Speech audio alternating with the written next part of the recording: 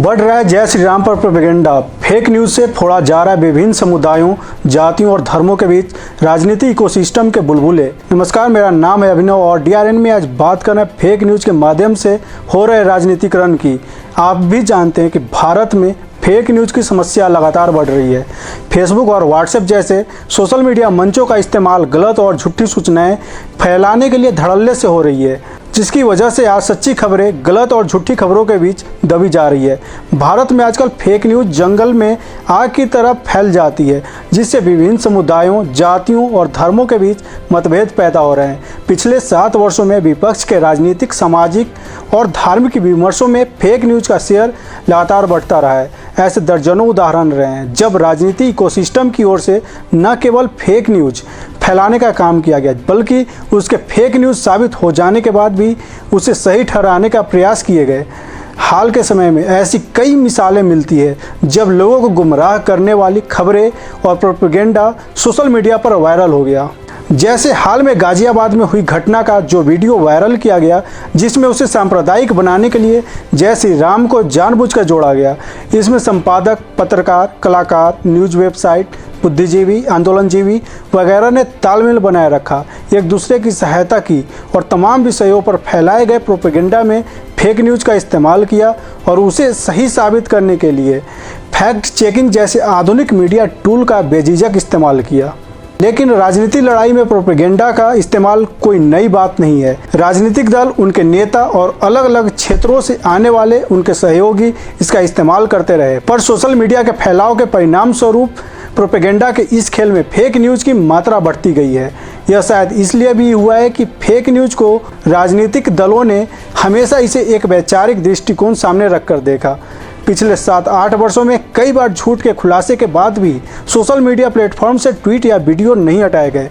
मजाल है कि जिन्होंने झूठ फैलाया उन्होंने जरा भी शर्म दिखाते हुए अपने फेसबुक या ट्विटर पोस्ट डिलीट किया हो। सबसे बड़ी विडंबना यह हुई है कि बार बार उन्होंने झूठ फैलाया जो फैक्ट चेकर होने का दावा करते हैं। आइए इसके पीछे का मकसद समझते हैं। इनके पीछे का मकसद साफ है। अब देश में कोई भी घटना होगी उस पर राजनीति की रोटी सेकी जाएगी, उसमें हिंदू मुसलमान गंदा खेल खेला जाएगा। अगर सिख हुआ तो इस मुद्दे को खालिस्तानी आतंकवाद के चश्मे से देखा जाएगा।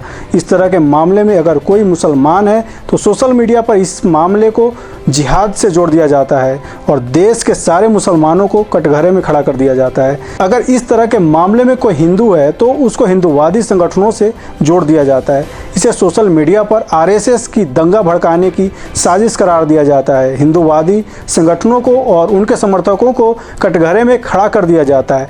इस तरह के मामले में कोई सिख है तो शायद सोशल मीडिया पर इसे खालिस्तान आतंकवाद से जोड़कर पूरे सिख समुदाय को कटघरे में खड़ा किया जाता है। ऐसे असामाजिक तत्व सोशल मीडिया को हथियार बनाकर अगर अपने साजिशों में सफल हो जाते हैं तो पूरे देश में आग लग जाती है और देश में खून खराबा शुरू हो जाता है और न जाने कितने लोगों की जान खतरे में पड़ जाती है। आखिर इस तरह के प्रोपेगेंडा से कैसे बचें, आइए जानते हैं। देश का यह दुर्भाग्य है कि हम इस देश के नागरिक से ज़्यादा किसी पार्टी के समर्थक या कार्यकर्ता बन के रह गए हैं, या फिर हम एक नागरिक से ज़्यादा अपने धर्म पंथ के अनुयायी हो गए हैं।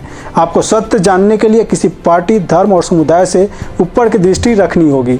अगर किसी हादसे में किसी राजनीतिक दल या नेता का नाम आए या उछाला जाए और सोशल मीडिया पर लोग हादसा भूलकर उस राजनीतिक पार्टी और नेता पर हमले शुरू कर दें तो आप समझ जाएं इस घटना के पीछे राजनीति हो रही है।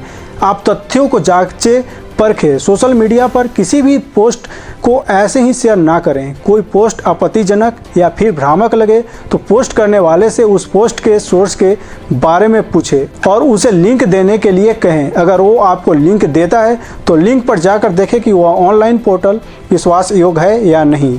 अगर किसी हादसा या दुर्घटना के बाद किसी धर्म, समुदाय या खास व्यक्ति का नाम उछाला जाने लगे तो आप ढेर सारे प्रतिष्ठित न्यूज़पेपर और न्यूज़ एजेंसी को खंगाल कर ही किसी नतीजे पर पहुंचे। यह भी दुर्भाग्य है कि आज के पत्रकार न्यूज़ को इस तरह से पेश करते हैं कि किसी खास व्यक्ति, पार्टी, समुदाय या संगठन को कटघरे में खड़ा किया जा सके। अतः किसी भी पत्रकार पर आंख मूंद कर भरोसा ना करें। यह उनका ओपिनियन हो सकता है जो शायद तथ्यों पर आधारित नहीं हो। अगर किसी पोस्ट में किसी समुदाय या धर्म पर या किसी खास व्यक्ति पर हमला होता दिखाई दे तो सतर्क होकर तथ्यों को जांच करें। पत्रकार, टीवी चैनल, समाचार पत्र भी आजकल किसी पार्टी के नेता के समर्थक नजर आते हैं, तो ऐसे पत्रकारों से सावधान रहें। कई पत्रकार ऐसे हैं जो यह कहते हैं कि पत्रकारों का काम विपक्ष की भूमिका निभाना। उनकी बात कुछ हद तक सही है, लेकिन पत्रकार ना विपक्ष का होता है न सत्ता पक्ष का। पत्रकार का काम है जनता के सामने तथ्यों के आधार पर सत्य को रखना। उन सारे पत्रकारों पर भरोसा न करें जो अपनी एक खास तरह की पत्रकारिता के लिए जाने जाते हैं, जिनके निशाने पर एक पार्टी होती है लेकिन दूसरी पार्टी के लिए वह कुछ भी नहीं बोलते, जिनके निशाने पर एक समुदाय होता है लेकिन दूसरे समुदाय के बारे में वह कुछ नहीं बोलते। ऐसे पत्रकारों से आप सावधान रहें।